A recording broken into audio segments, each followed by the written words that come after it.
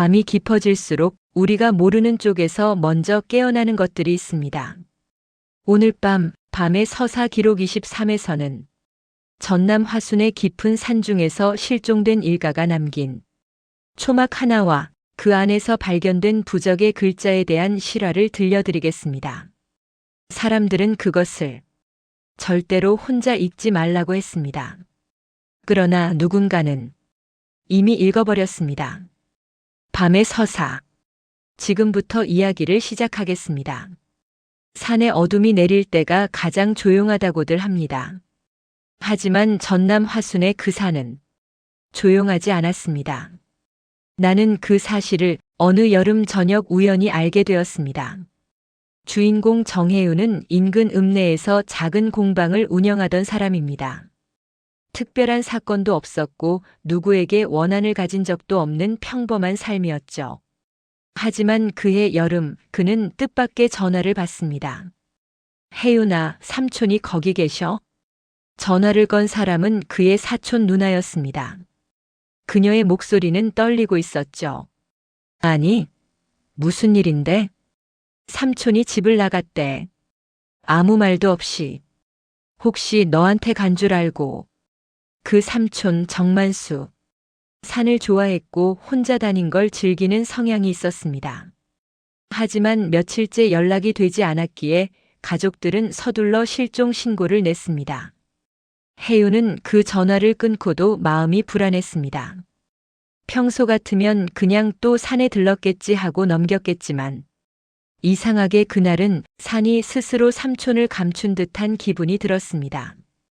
그는 곧바로 차를 몰아 화순 북쪽 사면 사람들이 거의 드나들지 않는 오래된 산길로 향했습니다.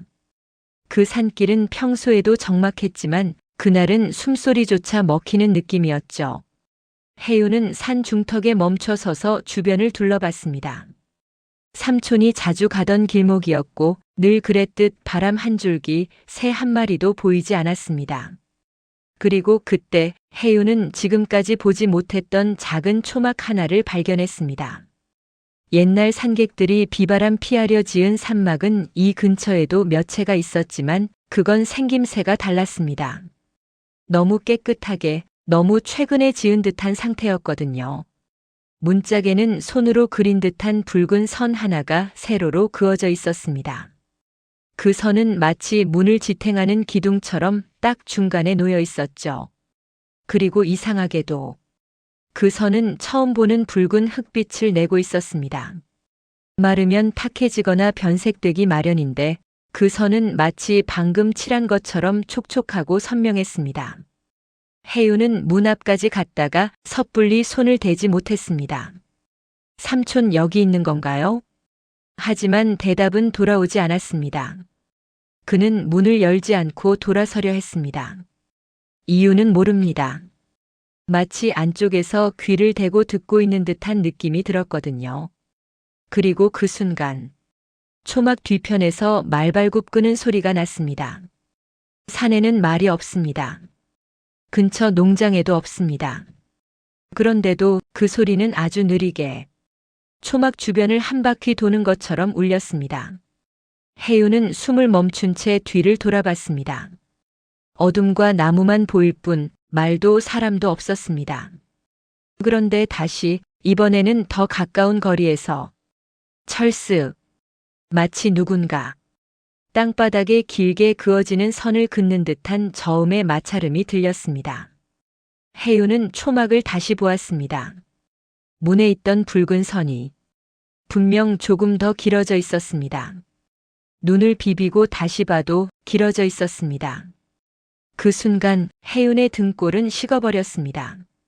다음은 실종 사건 당시 119 특별구조대에 제출된 기록 중 일부입니다. 화순 2023년 9월 실종자 수색 기록 중 발견 위치 화순 북사면 고도 310m 지점 비정규 탐방로 옆 임시 산막 구조물 1개소 확인. 구조물 상태 최근 누군가 의도적으로 제작한 형태. 정면 문짝 중앙에 붉은색 수직선 1개 존재.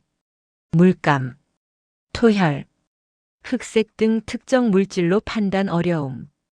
구조물 내부 확인 시 거주 흔적 없음. 특이사항. 구조대원 3명 모두 문짝의 붉은 선 길이가 처음 본 길이와 다르다는 진술. 조도. 각도 차이로 인한 착시일 가능성 있음. 권고.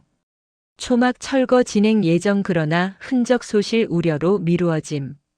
이 기록은 수색대가 초막을 발견한 날 작성된 공식 문서입니다.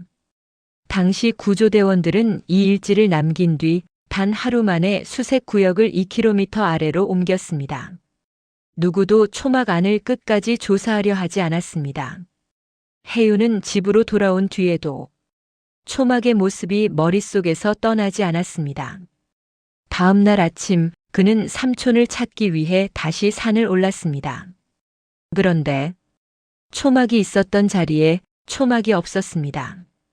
대신 그 자리에는 여전히 땅바닥에 오래 눌린 흔적, 그리고 그 흔적 중앙에 흙으로 그려진 듯한 붉은 글자 하나가 남아 있었습니다. 글자는 마치 한자의 일부처럼 보였습니다. 하지만 해윤은 전혀 알 수 없었습니다. 그 글자는 이상하게도 붉은빛보다 훨씬 어두운 검붉은 색이었죠. 어제는 없었는데 흙 속에서 막 나온 것처럼 물기가 촉촉했습니다. 그리고 그 글자 아래 흙이 아주 얕게 움푹 파여 있었는데 누군가 무릎을 꿇고 엎드린 자세에서 정확히 이 글자를 그린 것처럼 자국이 남아 있었습니다. 해윤은 그 순간 산이 단지 삼촌을 감춘 것이 아니라 누군가를 불러낸 건 아닐까 하는 생각이 들었습니다. 산림보호구역 불법 시설물 점검 보고선 요약. 보고일자 2023년 9월 18일 점검인 군 산림보호팀. 내용. 북사면 능선 주변에서 마른 흙으로 된 부적자 추적 문양 발견. 붉은 점토 혹은 철분이 높은 흙으로 보이나 유래불명. 문양 형태는 한자 부수의 일부와 유사하나 결합 방향 비일반적. 주변에서 장시간 무릎 꿇은 형태의 흙 눌림 존재. 비고. 해당 문양은 조사 직후 산림청으로 이관되었으나 자연적 생성 가능성 있으므로 종결 처리됨. 그 보고서는 사건이 끝나고 나서야 가족에게 전달된 문서였습니다. 하지만 해윤은 그 문서를 보고서야 알게 되었습니다. 초막이 있었던 자리에 남은 글자는 단순한 문양이 아니라 부적의 일부였다는 것을, 그리고 그 글자는 부적 전체에서 가장 해로운 부분만 떼어낸 형태라는 것도. 해윤은 돌아가기 전 마지막으로 삼촌이 자주 앉던 큰 바위를 찾았습니다. 바위는 비어 있었지만 그 바로 앞의 땅에서 이상한 그림자 하나가 보였습니다. 해윤은 멈춰 섰습니다. 그림자는 분명 해윤 자신의 그림자였습니다. 하지만 그림자 뒤쪽에 또 다른 그림자가 겹쳐 있었습니다. 나무도 없고 바람도 없고 빛이 비칠 물체도 없는데 해윤의 그림자는 두 겹이었습니다. 그 뒤쪽 그림자는 머리 부분이 조금 더 길고 형태가 조금 더 뾰족했습니다. 그리고 마치 해윤보다 먼저 움직이려는 듯 흔들흔들거렸습니다. 그 순간 해윤은 뒤를 돌아보았습니다. 아무도 없었습니다. 정말 아무도. 그러나 다시 발밑을 보는 순간 그림자는 하나뿐이었습니다. 방금 전까지 확실히 있었던 두 번째 그림자는 사라져 있었습니다. 해윤은 그때 처음으로 알았습니다. 삼촌이 사라진 이유는 단순히 길을 잃어서가 아니라는 것을. 이 산에는 사람을 따라오는 것이 아니라 사람을 부르는 무언가가 있다는 걸. 그리고 그 무언가는 부적의 글자를 남기고 초막을 지우고 그림자 뒤에서 먼저 움직인다는 걸. 그리고 이제 해윤은 그 산에서 절대로 보아선 안 될 것을 보게 되려 하고 있었습니다. 해윤은 내려가는 길에서도 계속 뒤를 돌아봤습니다. 누가 따라오는 건 아니었지만 마치 내려가는 발걸음보다 먼저 내려가는 무언가가 있는 것처럼 숲속의 기척이 묘하게 앞서 움직였습니다. 그날 밤, 해유는 산속에서 보고 들은 것들을 머릿속에서 정리하려 했지만 이상하게도 초막의 형태가 흐릿하게만 떠올랐습니다. 문 앞의 붉은 선만은 너무 선명했는데 이상하게 초막 자체는 안 보려고 하는 것처럼 기억이 빠져나갔습니다. 가만히 생각해 보니 처음 발견했을 때도 초막은 산의 그림자 속에서 불쑥 튀어나온 듯 보였습니다. 즉 점점 다가가면서 보이는 구조물이 아니라 한순간 갑자기 거기 있는 것처럼 그건 자연스러운 풍경이 아니었습니다. 다음 날 새벽 해유는 가족들에게 연락을 돌렸습니다. 삼촌이 평소 다니던 코스, 찾아갈 가능성이 있는 지점을 정리하려던 참이었습니다. 그런데 누나가 말했습니다. 해유나 삼촌 핸드폰 마지막 위치가 내가 말한 그 산 근처야. 정확히 어디? 위치가 희미해서 안 찍혀. 근데 마지막 통화 기록에 잠깐 잡힌 번호가 하나 있는데 누나는 주저하다가 말을 이었습니다. 숫자가 아니라 기호? 이상한 글자야. 해유는 그 자리에서 몸이 식어버렸습니다. 혹시 초막 아래에서 본 그 부적 글자와 관련이 있는 건 아닐까? 그 글자가 핸드폰 통신에 잡힐 정도라면 그건 단순한 흙자국이 아니었다. 그리고 누나는 마지막으로 이렇게 말했습니다. 삼촌이 전화를 건 게 아니라 그 번호가 삼촌한테 걸었더라. 그 말이 끝나자마자 해윤의 귀 뒤쪽에서 톡 하고 가벼운 소리가 들렸습니다. 누가 손가락으로 살짝 건드린 듯한 느낌이었죠. 해윤은 그 순간 자기도 모르게 머리를 감싸며 몸을 숙였습니다. 하지만 뒤에는 아무도 없었습니다. 대신 그의 휴대폰이 진동했습니다. 알림에는 알 수 없는 번호로부터 부재중 전화일 건 이라고 떠 있었습니다. 그 번호는 숫자가 아니었습니다. 초막 아래에서 본 검붉은 획과 비슷한 기호였습니다. 해유는 이제 뭔가가 잘못됐다는 걸 확실히 실감했습니다. 며칠 뒤 해윤에게 한 통의 제보가 들어왔습니다. 지역 커뮤니티에서 실종 소식을 본 한 주민이 조심스럽게 보낸 메시지였습니다. 익명 제보. 2023년 9월 12일자. 저도 그 초막을 봤습니다. 그런데 저는 그 초막이 이틀 사이에 다른 위치에 있었다는 걸 확신합니다. 처음엔 서쪽 능선에 있었는데 사흘 뒤에 같은 모양의 초막이 능선 아래쪽에서 다시 보였습니다. 특징은 두 가지입니다. 하나는 문짝의 붉은 선, 다른 하나는 초막 근처에서 꼭 두 겹의 그림자가 보인다는 것. 저는 혼자 산에 갔는데 제 그림자는 단 하나뿐이었거든요. 해유는 그 제보를 읽고 온몸이 쪼그라드는 느낌을 받았습니다. 초막이 옮겨 다닌다. 그걸 부정할 수 있을까? 초막이 사라졌던 자리, 흙으로 남은 검붉은 획, 두 겹의 그림자, 그리고 삼촌의 발자국이 능선 아래쪽으로 희미하게 이어졌다가 중간에서 갑자기 끊겨버린 이유. 모든 조각이 어느 정도 맞아떨어지고 있었다. 해유는 다시 산을 오르기로 결심했습니다. 삼촌의 흔적을 찾아야 했기 때문입니다. 하지만 산 입구에 발을 들여놓는 즉시 어제와는 전혀 다른 기운이 느껴졌습니다. 숲속의 소리가 너무 명확했습니다. 바람이 지나가면 바람의 결까지 들릴 것 같았고 나뭇잎이 스치는 소리는 귀 바로 옆에서 나는 듯 생생했습니다. 그러다 문득 자신의 호흡 뒤에서 또 다른 숨소리가 겹쳐 들렸습니다. 하. 해유는 멈춰 섰습니다. 하. 이번엔 더 가까웠습니다. 마치 목 뒤 바로 뒤에서 누군가 천천히 숨을 뱉는 소리처럼 그는 천천히 고개를 틀어 뒤를 봤습니다. 그곳에는 낮은 덤불과 길게 들이운 산 그림자뿐이었습니다. 하지만 그 덤불의 그림자가 해운의 그림자와 아주 천천히 포개지며 움직이고 있었습니다. 마치 그림자가 합쳐지려는 것처럼 해운은 그 그림자에서 한 걸음 뗐습니다. 그러자 그림자도 함께 한 걸음 따라왔습니다. 하지만 그림자의 모양은 달랐습니다. 어제 봤던 뾰족한 형태의 그림자. 이번엔 조금 더 길고 얇고 사람의 형태와 비슷해지기 시작했습니다. 그 순간 멀리서 나지막한 소리가 들렸습니다. 여기. 해운은 온몸이 얼어붙었습니다.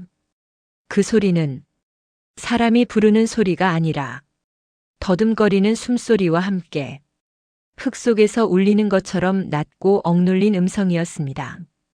여기. 그 단어가 자기 이름인 것처럼 들렸습니다. 해운은 천천히 고개를 들었습니다. 그리고 나무들 사이에서 초막이 보였습니다. 어제 본 것과 똑같은 모양, 똑같은 크기. 하지만 오늘은 초막의 문이 반쯤 열려 있었습니다. 문 안쪽은 보이지 않았지만 안에서 붉은빛 하나가 틈 사이로 부드럽게 흔들리고 있었습니다. 가만 보면 초막 안쪽 벽에도 문짝과 같은 붉은 획이 수직으로 3번 그어져 있는 듯 했습니다.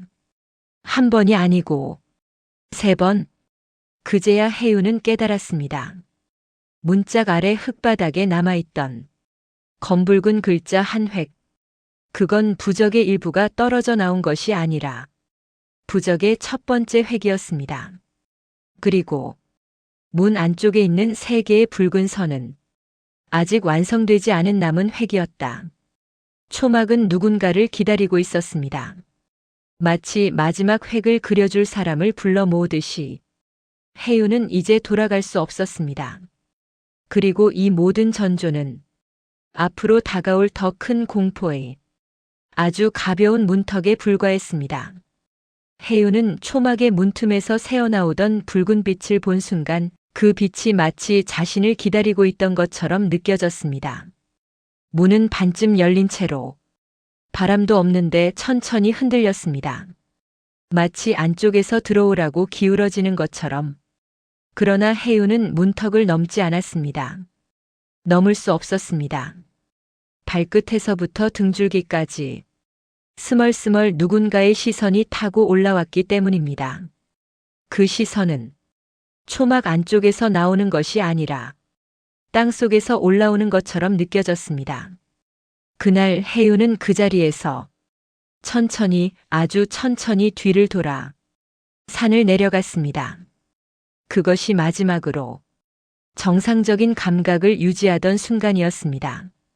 집으로 돌아온 뒤에도 해운은 잊으려 했습니다. 그러나 산에서 벗어난 뒤에도 이상한 기척은 따라왔습니다. 문제는 그것이 현실의 소리가 아니라는 점이었습니다. 한밤중 창밖에서 그림자 들이우는 소리가 났습니다. 그건 발소리도 아니었고 문 두드리는 소리도 아니었습니다. 그냥 무언가가 벽에 기대어서 천천히 길어지는 소리. 석고 벽 위에서 그림자가 늘어나는 마찰음 같은 소리. 쓱. 해운은 이불을 움켜쥐고 천천히 몸을 말았습니다. 그리고 방 한쪽 벽을 보자 창문도 가구도 없는 벽면에 검은 그림자 하나가 길게 늘어나 있었습니다. 그림자는 호흡에 맞춰 미세하게 흔들렸습니다. 해운은 그 자리에서 눈을 감았습니다. 긴장한 탓에 몸이 떨릴 정도였습니다. 그리고 그가 눈을 떴을 때 그림자는 사라져 있었습니다. 대신 벽 아래 흙 같은 물질이 손가락 길이만큼 떨어져 있었습니다. 붉은 흙. 초막문에 그어져 있던 그 붉은 흙과 똑같았습니다. 다음 날 아침, 해운은 공방으로 출근하려다 문 앞에서 멈춰섰습니다.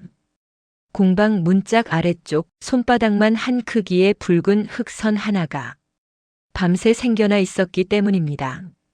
밤새 비가 오지도 않았고 누가 장난을 친 흔적도 없었습니다. 붉은 선은 초막의 문에 있던 것과 똑같이 정중앙에 자리 잡고 있었습니다. 이게 왜 여기 있어? 해윤은 본능적으로 손을 뻗지 않았습니다. 선은 건조한 흙이 아니라 촉촉한 점토처럼 보이는 농도였거든요. 햇빛을 받으면 마르는 게 정상인데 선은 빛을 받는데도 오히려 더 짙어지는 듯 했습니다. 그 순간 평소 연락이 뜸하던 지인이 공방을 찾아왔습니다. 야, 너희 삼촌 실종 소식 들었어. 근데 말이야, 이상한 게 있어. 그 지인은 산 근처에서 캠핑을 즐기는 사람이었습니다. 며칠 전에 능선 위쪽에서 초막 같은 걸 봤거든. 그런데 위치가 며칠마다 바뀌더라. 그리고 말도 안 되지만 지인은 목소리를 낮추며 말했습니다. 초막이 밤마다 빛나더라고. 해윤은 온몸이 식어갔습니다. 빛난다. 문틈에서 흘러나오던 그 붉은색 빛을 떠올렸습니다. 그때 지인은 결정적으로 이런 말을 했습니다. 그리고 그 옆에 사람도 아닌데 사람처럼 보이는 뭔가 실루엣, 어깨가 이상하게 좁고 머리가 길쭉한 그림자 같은 게 천천히 움직였어. 해윤은 입술을 깨물었습니다. 그건 자신도 본 형태였습니다. 두 겹이었던 그림자. 사람보다 먼저 움직이던 그 형태. 이제 그 그림자는 자신을 찾아 내려온 것이었다. 다음 문서는 삼촌의 실종 이후 산림청이 남긴 비공개 점검 자료 중 일부입니다. 산림관리서 내부 보고, 북사면 임시 구조물 동선 기록, 보고일자, 2023년 9월 19일, 작성자 산림보호팀, 내용, 15일에서 18일 사이 초막 형태의 임시 구조물이 총 3번 위치를 달리해 발견됨. 자연적 요인으로 이동한 건 불가능. 구조물 크기, 가로, 1.8m, 세로, 2.5m. 내부 조사 시 매번 붉은 흑선이 발견되었으나 문짝 또는 바닥 위치가 다름. 이동 이유 확인 불가. 비고. 해당 구조물이 사람을 기다리는 듯한 형태라는 의견이 있어 조사를 잠정 보류함. 보고서는 거기에서 끝났습니다. 이건 공무적인 문장으로 적혀 있지만 읽어보면 알 수 있었습니다. 초막은 누군가를 기다리는 방식으로 움직였다는 것. 마치 찾고 있는 대상을 향해 천천히 다가오는 생물처럼. 그날 밤 해윤은 공방에 혼자 앉아 있었습니다. 작업대의 조명이 방 안을 노랗게 비추고 있었지만 방 한가운데에는 검은 그림자가 둥글게 웅크리고 있었습니다. 그리고 귀를 기울이자 어디선가 아주 낮은 소리가 들렸습니다. 습. 그건 바람 소리도 전기장판 소리도 아니었습니다. 흙을 손으로 만질 때 나는 손바닥과 흙의 끈적한 마찰음에 가까웠습니다. 습. 점점 가까워졌습니다. 그리고 어느 순간 그 소리는 작업대 아래에서 멈췄습니다. 해윤은 천천히 고개를 숙였습니다. 작업대 아래 흙이 둥글게 모여 있었습니다. 그리고 그 흙 위에는 선명한 붉은 선 2개가 겹쳐 그어진 상태로 남아 있었습니다. 초막문에 있던 단 하나의 선보다 더 많은 획이었습니다. 그건 부적이 완성되어 가고 있다는 뜻이었습니다. 누구에 의해? 그리고 왜? 지금까지의 모든 징조가 하나의 방향을 가리키고 있었습니다. 초막은 삼촌을 부른 것이었습니다. 그리고 지금은 해윤을 부르고 있었다. 이틀 뒤 경찰에서 연락이 왔습니다. 정혜윤 씨, 삼촌분의 흔적이 능선 아래에서 발견됐습니다. 해윤은 경찰서로 달려갔습니다. 그곳에서 보여진 사진은 더 충격적이었습니다. 사진 속에는 삼촌의 등산화 자국이 일직선으로 능선 아래로 나 있었다. 그 발자국은 정상에서 아래로 내려가는 방식이 아니라 마치 어떤 힘에게 끌려 내려간 사람처럼 뒤꿈치가 거의 남아있지 않다는 점이 특징이었다. 그리고 발자국 끝, 끊긴 자리에는 다시 붉은 흙획 하나가 있었다. 정확히 해윤의 공방문에 나타난 획과 동일한 모양. 해윤은 그 사진을 보자 자기도 모르게 뒤를 돌아봤습니다. 아무도 없었습니다. 그런데도 뒤에서 누군가 숨을 들이키는 소리가 들렸습니다. 하! 그 숨소리는 이제 더 이상 산속에서만 나는 소리가 아니었다. 길을 지나갈 때도, 문을 열 때도, 잠들기 직전에도 그 소리는 항상 해윤보다 조금 먼저 참아내듯이 들려왔다. 그 순간 해윤은 확신했습니다. 삼촌의 마지막 순간에도 귀 뒤에서 들리던 이 숨소리를 똑같이 느꼈을 것이라고. 그리고 그 숨소리를 따라가던 발자국이 가장 마지막에는 초막으로 이어졌을 것이라고. 며칠 뒤 산에서 멀어진 해윤이었지만 초막은 해윤에게서 멀어지지 않았습니다. 공방 근처에서 캠핑 장비를 든 행인이 해윤에게 와 물었습니다. 여기 근처 산 입구 쪽에 이상한 초막 하나 있던데 혹시 최근에 설치된 건가요? 해윤은 심장이 떨어지는 것 같았습니다. 산중 초막이 도시 외곽까지 내려온 것이었습니다. 사람이 만든 건축물이 스스로 위치를 바꾼다면 그건 구조물이 아니라 위치하는 존재에 가까웠습니다. 그리고 그 초막의 위치는 점점 해윤의 생활권과 가까워지고 있었죠. 사건 이후 부적 전문가에게 문의한 자료 일부입니다. 전통 민속 부적 구조 연구 요약 작성 민속학 연구소 부적의 획이 떨어져 나가는 경우 전체 부적이 파괴되는 것이 아님 작동이 시작된다는 의미로 해석됨. 미완성 부적이 대상에게 접근하며 남은 획을 대상으로부터 얻는다는 기록이 존재. 특징 대상의 그림자 변화 일상 공간에 나타나는 획 붉은빛 또는 흑빛의 선명한 흔적 꿈속에서 반복되는 부르는 소리 해윤은 이 문서를 보며 온몸이 떨렸습니다. 남은 획을 대상에게서 얻는다는 말은 삼촌에게 일어났던 현상이 지금 자신에게 옮겨오고 있다는 의미였습니다. 그리고 어디까지나 그 부적의 마지막 완성 단계는 대상을 초막으로 데려오는 것이었습니다. 하루는 비가 내리던 늦은 밤이었습니다. 해윤이 공방 문을 닫으려던 순간 머리 위에서 뚝 하는 작은 물방울 소리가 들렸습니다. 하지만 그건 물소리가 아니었습니다. 귀 기울이면 좀 더 묵직한 흙이 떨어져 내리는 소리에 가까웠습니다. 해윤은 천천히 공방 유리문을 밀어 열었습니다. 그리고 그는 그대로 얼어붙었습니다. 바로 맞은편 골목 가로등 아래 초막이 서 있었습니다. 산속에서 보았던 그대로 문에는 여전히 붉은 선 하나가 남아 있었고 문틈에서는 붉은 빛이 천천히 꿈틀거렸습니다. 해윤은 숨을 들이켰습니다.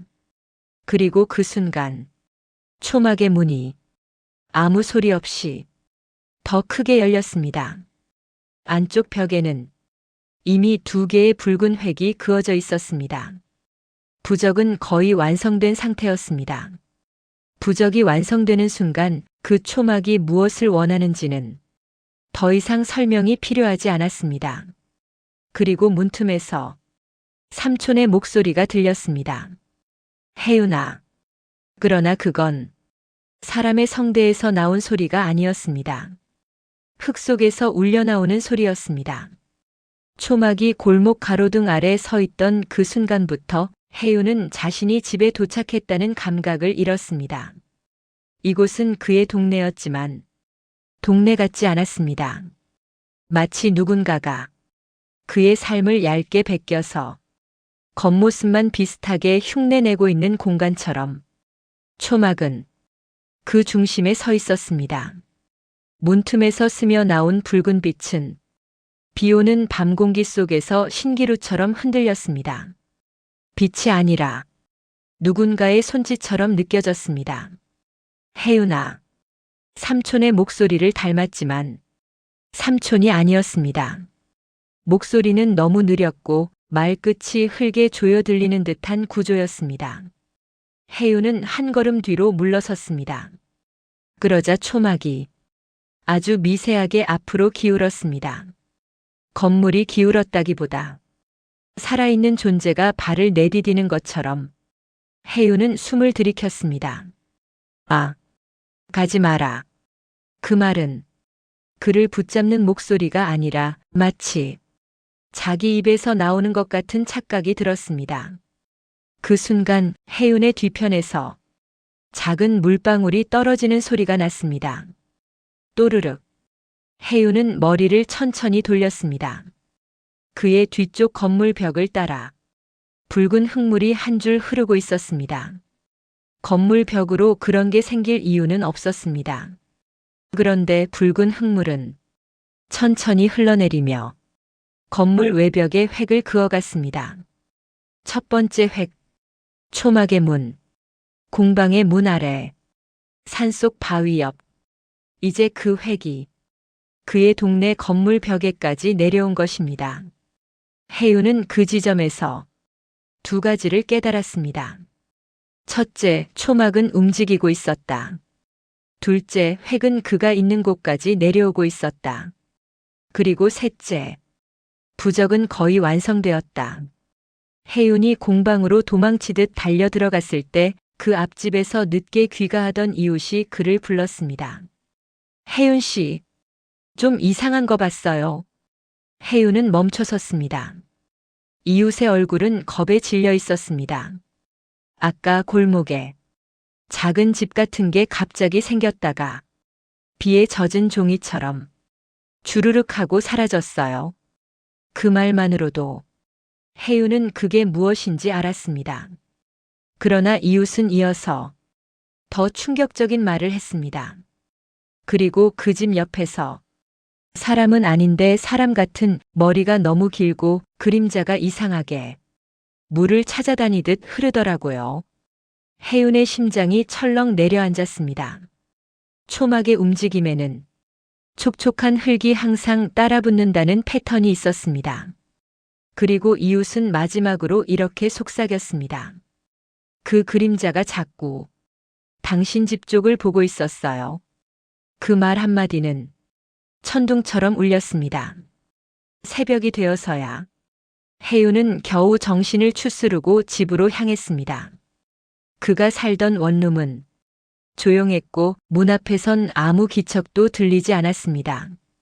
그러나 문을 여는 순간 혜윤은 무릎이 풀려 바닥을 짚었습니다.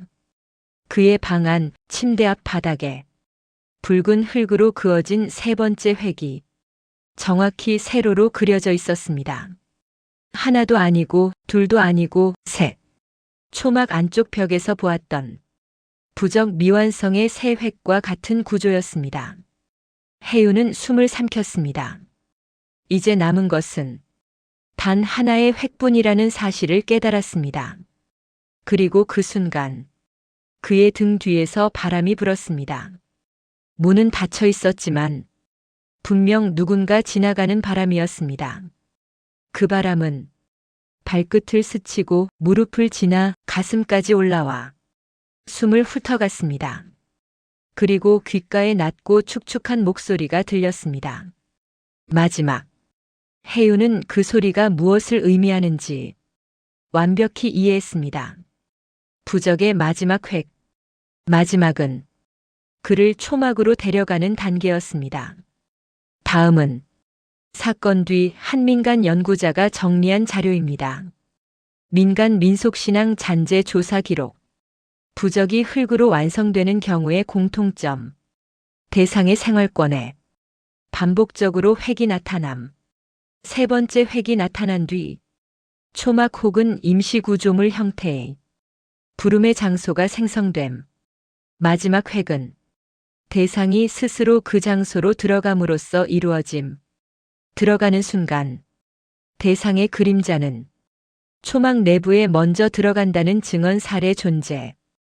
이후 대상은 구조물 내부에서 더 이상 흔적을 남기지 않음. 해유는 문서를 읽다. 손이 얼어붙었습니다. 마지막 조건. 대상이 스스로 들어감으로써 완성. 초막이 움직였던 목적은 단 하나였습니다. 대상이 스스로 문턱을 넘어오도록 유도하는 것. 그리고 그 대상은 지금 분명하게 자기 자신이었다. 그날 밤 3시 27분. 해유는 잠을 이루지 못한 채 어둠 속에 누워 있었습니다. 그때 창문이 아주 미세하게 흔들렸습니다. 바람 때문이 아니었습니다. 비도 멈췄습니다. 하지만 창문은 규칙적으로 떨렸습니다. 마치 바깥에서 손가락으로 톡톡 두드리듯 유리 끝이 진동하고 있었습니다. 해유는 몸을 일으켜 조심스럽게 창문을 열었습니다. 그리고 그 순간 공기가 멈췄습니다. 정확히 맞은편 건물 옥상 위에 초막이 서 있었습니다. 2층 건물 옥상. 그 위에 초막이 올려진 것입니다. 누가 올렸을 리 없습니다. 그 무게로 건물이 흔들렸을 텐데 아무 소리도 없었습니다. 초막은 옥상 중앙에 조용히 놓여 있었고 문은 아주 조금 열린 상태였습니다. 그리고 초막 문 아래로 붉은 획 하나가 바람도 없는데 천천히 바닥을 향해 떨어지고 있었습니다. 획이 떨어지는 방향. 바로 해운의 창문 쪽. 하나의 길처럼 획이 뻗어 내려오고 있었습니다. 해운은 그 획이 바닥과 이어지면 정말로 마지막 단계가 되는 걸 알고 있었습니다. 창문을 닫으려는 순간 문틈에서 또 들렸습니다. 들어와라. 이번엔 삼촌의 목소리가 조금 더 정확했습니다. 하지만 끝 음절이 흙 속에서 달라붙어 올라오는 것처럼 축축하고 끈적했습니다. 해유는 그 음성이 삼촌이 아니라는 걸 모르고 있지 않았습니다. 초막은 얼마 남지 않은 마지막 획을 향해 조용하게 그러나 확실하게 다가오고 있었습니다. 초막이 옥상 위에서 천천히 몸을 기울이는 모습은 건물이 무너지는 모습보다 더 비현실적이었습니다. 해유는 창문을 한참 동안 붙든 채 숨조차 제대로 쉬지 못했습니다. 초막의 문틈은 빛을 조금씩 넓히고 있었고 그 틈 사이에서 흙이 떨어지는 소리가 들려왔습니다. 또르륵 또르륵. 비가 아닌데도 흙이 물방울처럼 떨어졌습니다. 그러다 문이 완전히 멈췄습니다. 열린 각도가 더 이상 커지지 않은 순간 마치 누군가가 틈 사이에서 계산하고 있는 듯한 정적이 흘렀습니다. 그리고 그 정적 속에서 낮고 젖은 목소리가 들렸습니다. 왔구나. 삼촌의 목소리와 비슷했지만 해유는 이제 알 수 있었습니다. 그건 삼촌이 아니었습니다. 삼촌의 목소리는 흙 속에서 걸러나오는 듯한 모방된 음성이었습니다. 창틀을 잡고 뒤로 물러서려던 순간 바닥에 드리워진 해운의 그림자가 먼저 흔들렸습니다. 그림자는 주인이 움직이기도 전에 바닥에서 일렁이기 시작했습니다. 그 순간 해운은 깨달았습니다. 그림자가 움직임을 먼저 따라간다는 건 그림자의 주인이 자신이 아닐지도 모른다는 뜻입니다. 해운은 뒤로 2걸음 뗐습니다. 그런데 그림자는 한 걸음만 움직였습니다. 분명 잘못 본 것이 아니라 해운의 그림자 자체가 딜레이가 걸린 것처럼 느리게 돌아보는 중이었습니다. 그 모습은 정말 사람의 그림자가 아니었습니다. 그건 뭔가가 그림자 안에 들어와 있는 형태였습니다.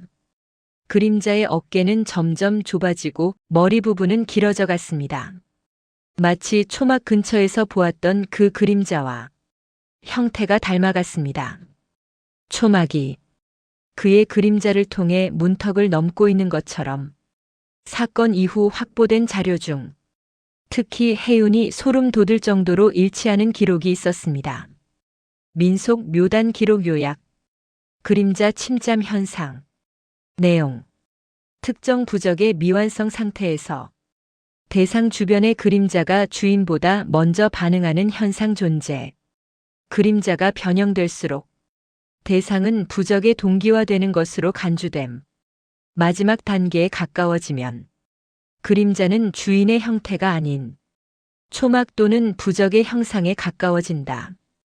기록은 짧았지만 해운이 본 모든 현상과 정확히 맞아떨어졌습니다. 그는 더 이상 부정을 할 수 없었습니다. 이건 우연이 아니었습니다. 초막은 그의 그림자 속으로 이미 들어와 있었습니다. 해운은 창문을 닫고 문 쪽으로 도망치듯 달려가다가 멈춰섰습니다. 천장 쪽에서 흙이 떨어지는 소리가 들린 것입니다. 또르르. 처음엔 천장에서 흙이 조금 떨어졌습니다. 그러나 곧 쿵 하고 멀지 않은 곳에서 묵직한 소리가 울렸습니다. 해운은 창문으로 돌아가 커튼 틈 사이로 살짝 밖을 보았습니다. 그리고 숨이 멈췄습니다. 초막이 옥상을 타고 내려오고 있었습니다. 기어 내려오는 모양이 아니라 마치 건물 벽면에 옮겨 붙으며 천천히 아래로 미끄러지는 형태였습니다.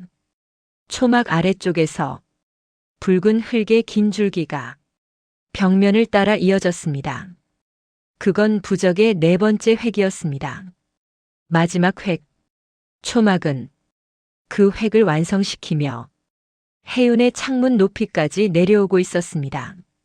초막이 창문까지 도착했을 때 문짝 아래 있던 붉은 흙선이 마치 온전히 활성화된 부적처럼 빛을 한번 튕기듯 반짝였습니다.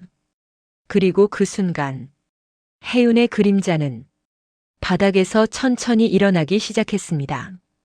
그림자가 벽을 타고 오르며 해운의 키보다 2배는 더 크게 늘어났습니다.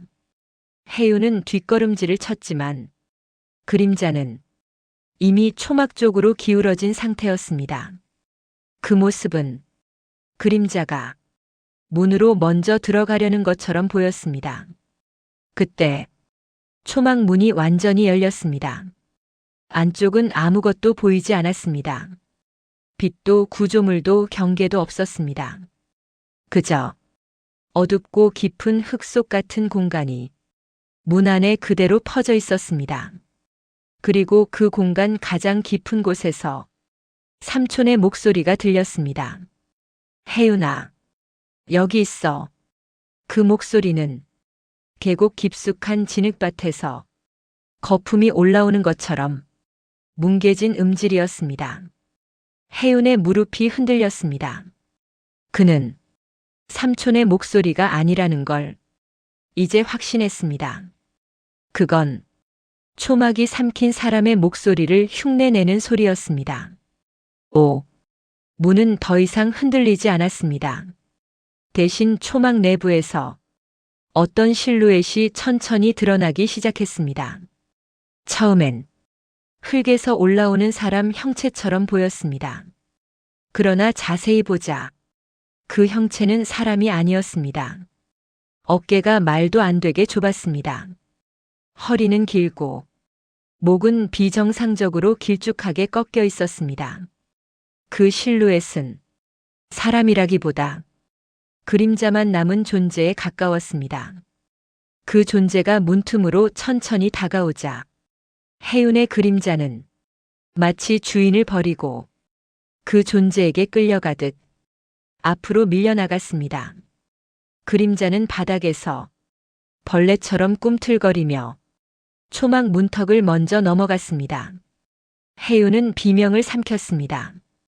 그 그림자가 자신이 삼킨 사람의 모습이라는 걸 뒤늦게 이해한 것입니다. 초막 안으로 들어가려는 것은 몸이 아니라 그림자였습니다.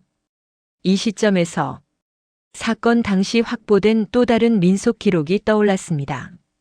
그림자 의탁 현상 보고서.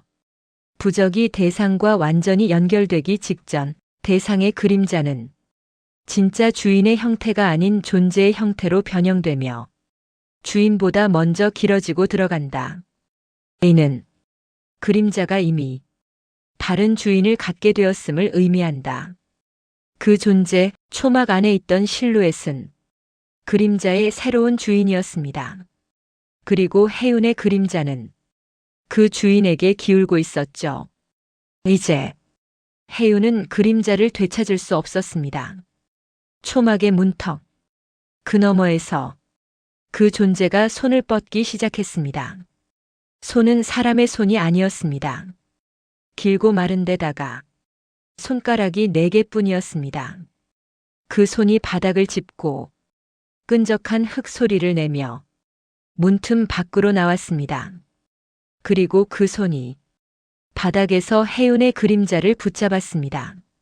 그림자는 주인의 몸과 연결된 끈처럼 끊어지지 않은 채 문 쪽으로 더 강하게 당겨졌습니다.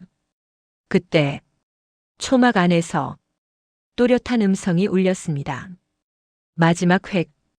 그 순간 해운은 깨달았습니다. 마지막 획은 초막을 들어가는 것이 아니라 초막이 자신에게 오는 것이라는 것을, 부적의 완성은 초막 내부에 들어가는 순간이 아니라 초막이 대상을 완전히 감싸는 순간이었습니다. 그리고 지금 초막의 문턱은 바닥을 늘리듯 해운 쪽으로 뻗어오고 있었습니다. 문이 넓어지는 것이 아니라 땅이 초막의 일부가 되어가고 있는 모습이었습니다. 초막은 그에게 오는 중이었습니다. 초막의 문턱이 바닥과 이어지는 모습은 마치 문이 열리는 것이 아니라 세상이 한쪽으로 밀려 초막에 흡수되는 것처럼 보였다. 해운은 뒤로 한 걸음 물러나 벽을 손으로 더듬으며 숨을 고르려 했지만 이미 방 안의 바닥은 초막의 그림자에 잠식되어 있었다. 검붉은 흙과 긴 그림자가 방 한쪽 모서리에서부터 천천히 번져 들어오고 있었다. 초막이 도시의 방 한 칸까지 완전히 침투한 것이었다. 그림자를 붙잡고 있던 존재는 문득 손을 떼었다. 그러나 해운의 그림자는 자리에 되돌아오지 않았다. 그림자는 해운의 발 아래로 돌아가지도 않았고 몸을 따라 움직이지도 않았다. 그림자는 바닥에서 따로 떨어져 초막 방향으로 기울어진 채 그 자리를 떠나지 않았다. 마치 그림자가 더 이상 자신의 소유가 아니라는 듯이 해운은 두 손으로 바닥을 짚으며 힘겹게 몸을 일으켰다. 그의 발밑엔 그림자가 없었다. 그 순간 해운은 어떤 본능적인 공포를 느꼈다. 인간이 그림자를 잃는다는 것은 단순한 자연현상이 아니었다. 그건 살아있는 흔적을 빼앗기는 과정이었다. 그리고 지금 그 흔적은 초막의 문 안쪽으로 조금씩 더 깊이 끌려가고 있었다. 초막의 문 안쪽은 여전히 빛이 없었다. 하지만 이번엔 어둠이 물러났다.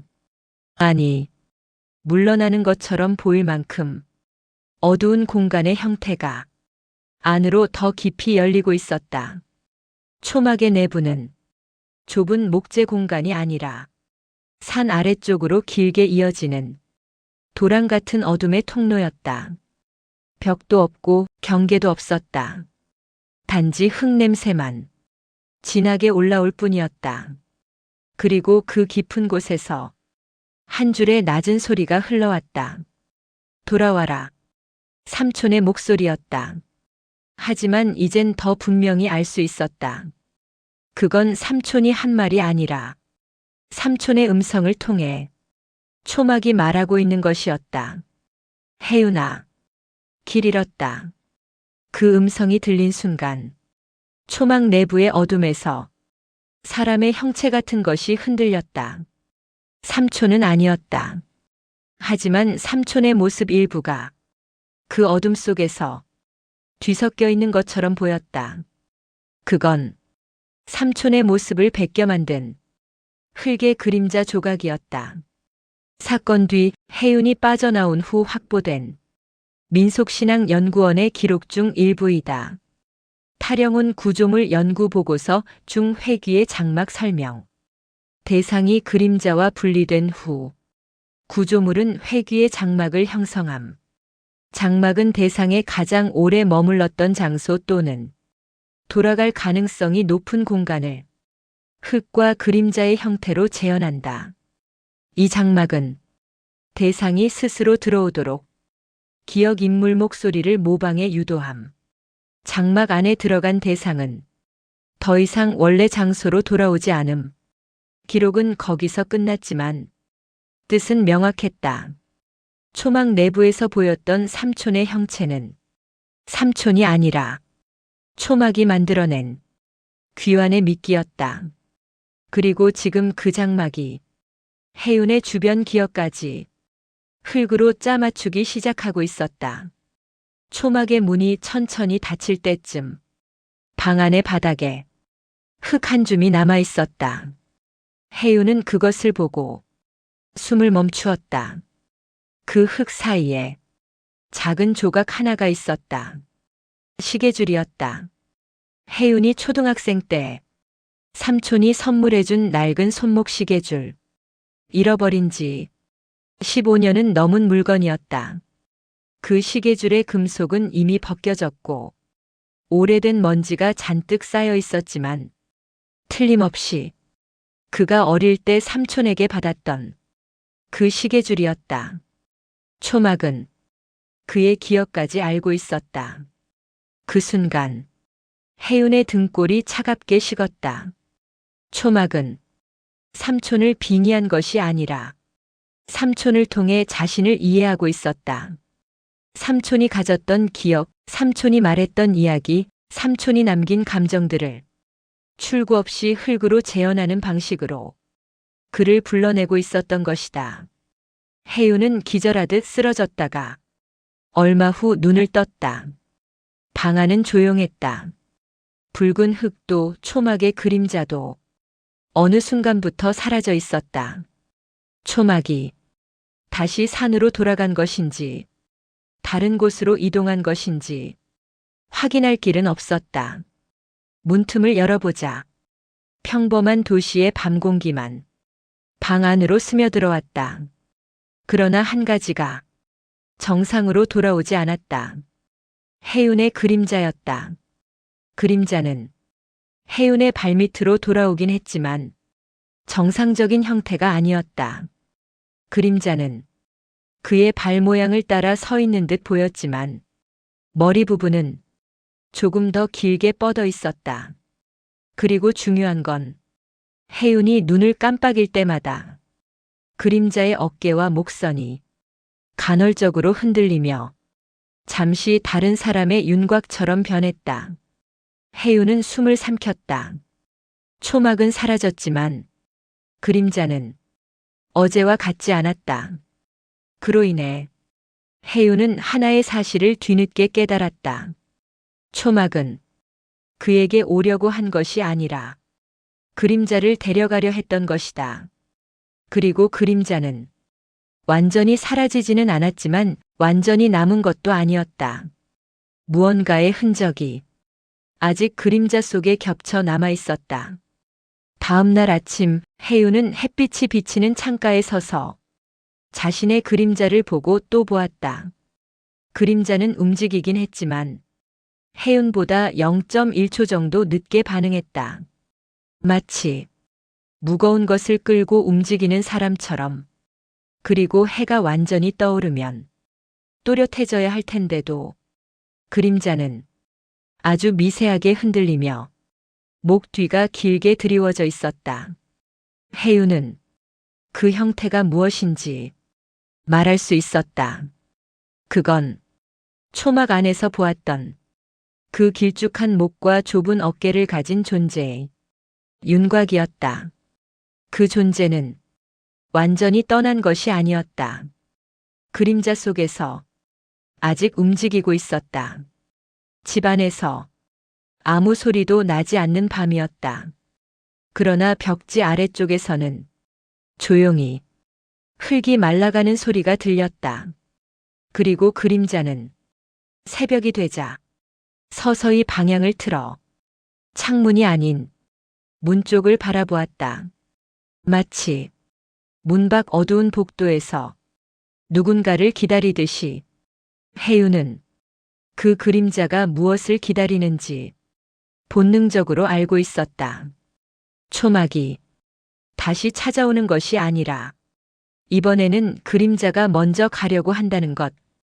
이야기는 여기까지다. 이제 남은 것은 혜윤의 그림자가 어디로 이어질지에 대한 조용한 공포뿐이었다.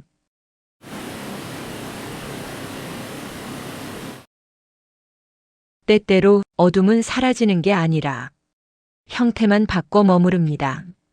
정혜윤의 그림자는 그날 이후에도 아침과 밤마다 다른 각도로 흔들렸고 그가 아무 말 안 해도 문 쪽을 먼저 바라보곤 했습니다. 경찰 기록엔 초막 발견 불가라고 적혀 있지만 혜윤은 지금도 말합니다. 초막은 사라지는 게 아니라 그림자가 먼저 길을 내어주는 곳으로 옮겨갈 뿐이라고. 혹시 당신도 불 꺼진 방에서 자기 그림자가 한순간 먼저 움직이는 것처럼 보인 적이 있다면 그날 밤 잠들기 전에 한 번 더 발밑을 확인해 보길 바랍니다. 당신의 그림자가 정말 당신 것이 맞는지요? 여러분, 오늘 이야기 밤의 서사 23번째 이야기 산중 초막에서 발견된 부적의 글자였습니다. 이야기가 마음에 남았다면 좋아요와 구독, 알림 설정 꼭 부탁드립니다. 당신의 한 번의 클릭이 밤의 서사의 다음 기록을 여는 열쇠가 됩니다. 오늘 밤 당신의 그림자가 어디를 보고 있는지 잠시만 확인하고 주무시길 바랍니다.